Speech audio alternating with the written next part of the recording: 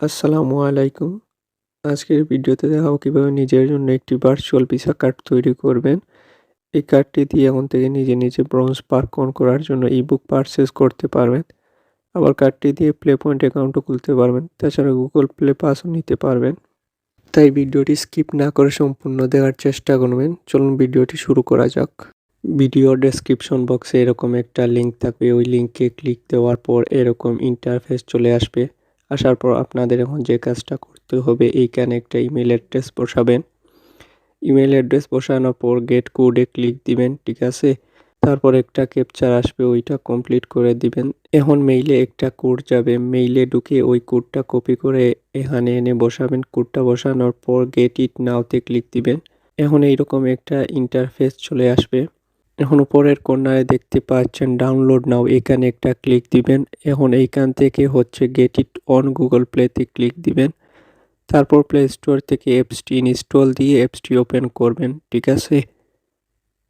অ্যাপসটি ওপেন করার পর এগুলা স্কিপ করে দিয়ে লগইনের মধ্যে ক্লিক দিবেন। সেম ইমেলটা এখানে বসে নেক্সটে ক্লিক দিবেন। এখন এইখানে একটা পাসওয়ার্ড বসিয়ে গেট কোডে ক্লিক দিবেন। তারপর একটা ক্যাপচার আসবে, ওইটা কমপ্লিট করে মেইলে ঢুকে কোডটা কপি করে এখানে এনে বসিয়ে নেক্সটে ক্লিক দিবেন। এখন আপনার অ্যাকাউন্টটা লগ ইন হয়ে যাবে এবং সাথে সাথে অ্যাকাউন্টে $5 অ্যাড হয়ে যাবে। এখন কার্ড অর্ডার করার জন্য নিচের দিকে দেখতে পাচ্ছেন কার্ডের একটা অপশন, তো এখানে ঢুকবেন।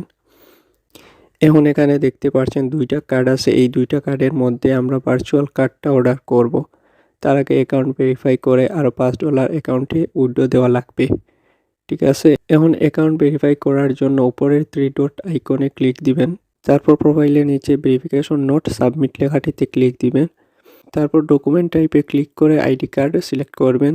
এখন এইখানে এনআইডি কার্ডের ডকুমেন্ট বসিয়ে সাবমিট করে অ্যাকাউন্ট ভেরিফাই করা লাগবে, ঠিক আছে।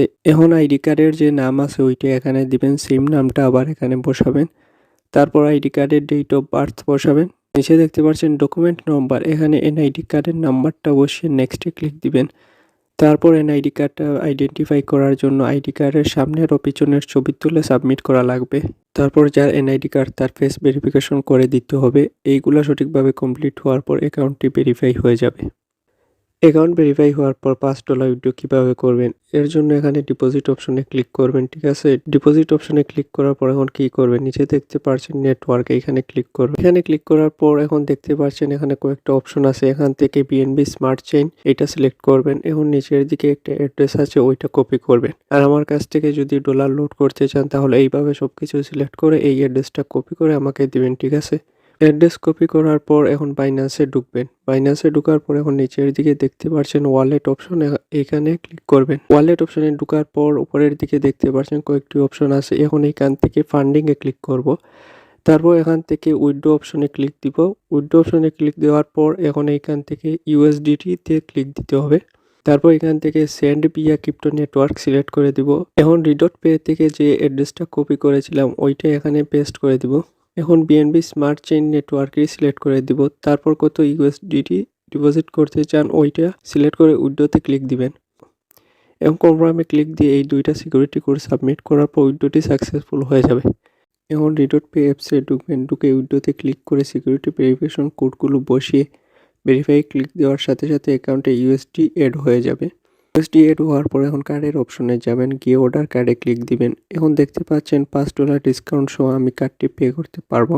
যদি $5 ডিসকাউন্ট নিতে চান তাহলে ডিসক্রিপশনে দেওয়া লিঙ্ক থেকে অ্যাকাউন্ট তৈরি করে আমার সাথে যোগাযোগ করবেন, আমি সব প্রসেস বলে দিব।